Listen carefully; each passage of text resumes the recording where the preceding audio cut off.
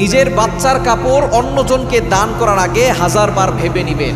আপনি তো ভালো মনে করে মানুষের উপকার হবে এটা চিন্তা করে আপনার সন্তানের কাপড়, যেটা আপনার সন্তানকে পরিয়েছিলেন, এটা কয়েকবার পরানোর পরে যখন কাপড়টা দেখা যাচ্ছে এমন একটা পর্যায়ে চলে গেছে, অথবা আপনার সন্তান বড় হয়ে গেছে, কাপড়টা আর পরতে পারছে না, আপনি সেটা অন্যজনকে দান করছেন, অন্যজনকে দিয়ে দিচ্ছেন উপকার হবে বলে, কিন্তু এটার দ্বারা কিন্তু আপনার ভয়ঙ্কর ক্ষতি হতে পারে। বর্তমানে আমাদের এই দেশে মানুষকে উপকার করা বড় ধরনের রিস্ক হয়ে দাঁড়িয়েছে।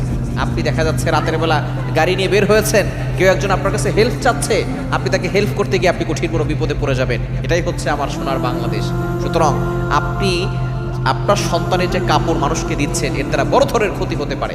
কিছুদিন আগে এক ছোট বাচ্চা অসুস্থতা সারে না, বারবার শুধু অসুস্থতা হয়, কোনো রোগ ধরা পড়ে না, শুধু কান্নাকাটি করে।